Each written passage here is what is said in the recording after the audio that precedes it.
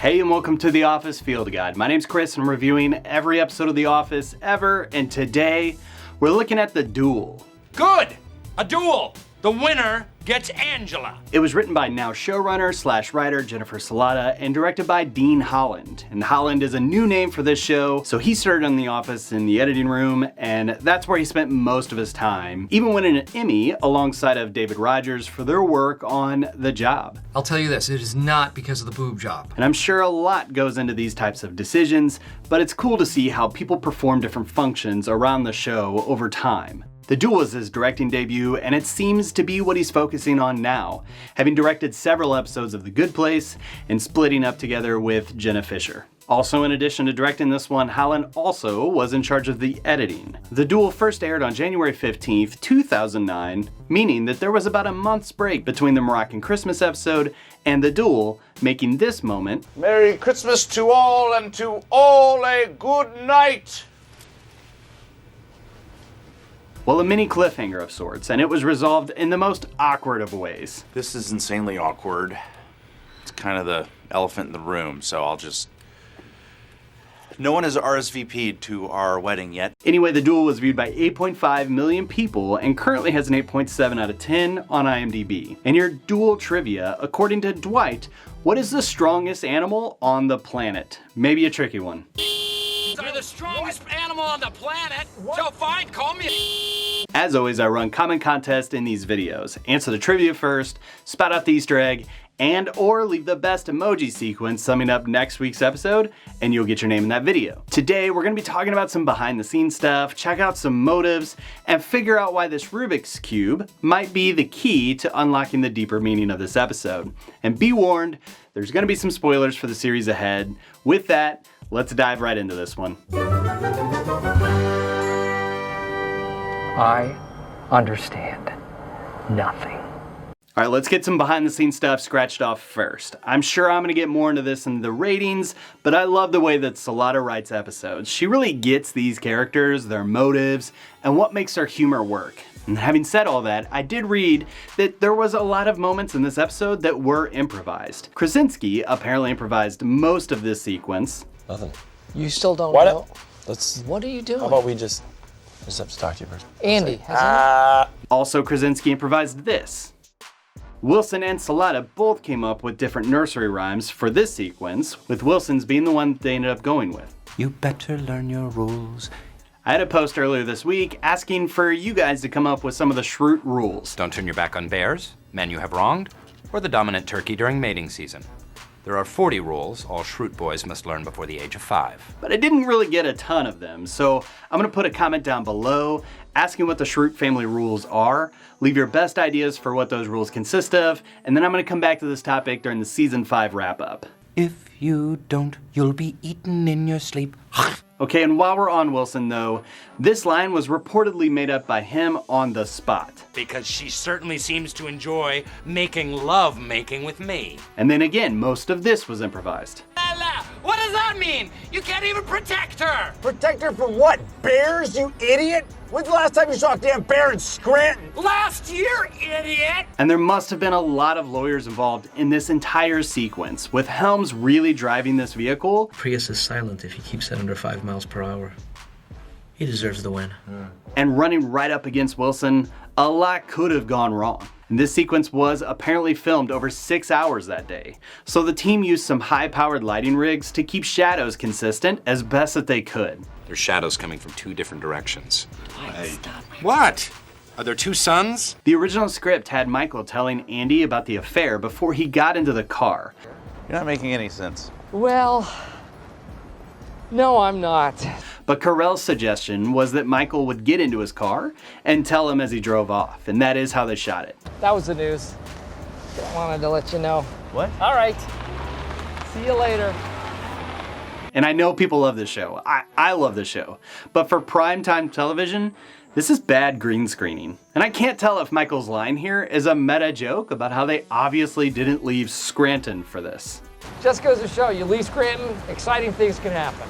And that's because they obviously didn't leave Van Nuys for any of this, at least in this episode. All of this was shot right in that building right there. As always, I love watching these actors pretend to be cold though. Average temperatures in Scranton in the middle of January are about a high of 30 to 35 degrees. In Van Nuys, that's anywhere from 60 to 70 degrees. But it's cool, I always get a kick out of this cold opening. Pun. 31! There was the car. I was ahead of the car. 31 is my new number. 31 is humanly impossible. Go, Oscar. 31's my number. Did you know that cats can run 30 miles an hour? Say bandit! Right, let's talk about how The Duel is a defining episode for Andy Bernard. That cannot be true. While I've criticized his self-vindicating approach to his relationship with Angela since the beginning, I have to say I can really see a fleshed out human in this episode. It's pretty easy to put Andy in this 2D box. He's richish, Cornell, a butt kisser, and has an anger problem. This has to get out so we can all deal with it. But you're leaving. Have a good trip. Thanks. And that framing though, it's incredible by the way. Kudos to Holland and/or Einhorn, whoever was responsible for that shot. It was awesome. But this episode gave Helms a chance to show some range. And with this confrontation and seeming willingness to move forward with Angela, even after finding out about the affair, to the confrontation with Dwight, Angela Bernard. Will never be her name. Will be her name, and you will have to call her that. to the duel. Get out and face me like a man! I am a man. I'm a bigger man than you'll ever be. I would never sleep with another man's fiancée. Then this pretty heartfelt moment.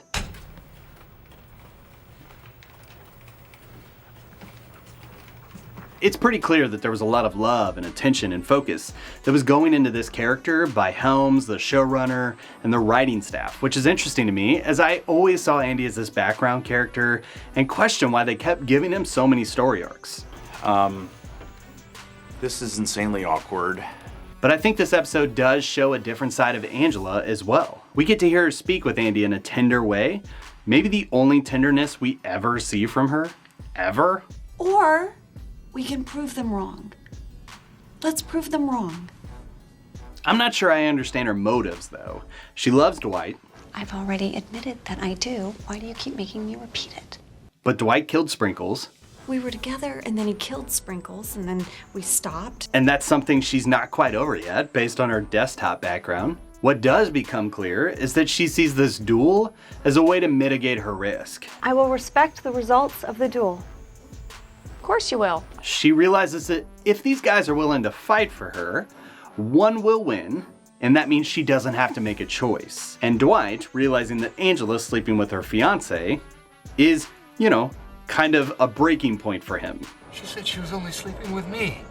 And to be honest, I'm not really sure how the affair continued since the wedding fake-out, but it's clear that the events from that episode are what spurred Andy and Angela to do the deed. Ew. As their lack of physical stuff is a plot point from that whole Andy-Oscar subplot. I want to take you to sex school. I do have to say that this isn't a good look for Oscar once the whole documentary is over. What is wrong with you? She is engaged. But he gets his comeuppance pretty quickly. Where, Dwight? Seems like you already know where. But with that, let's dive into the deeper meaning.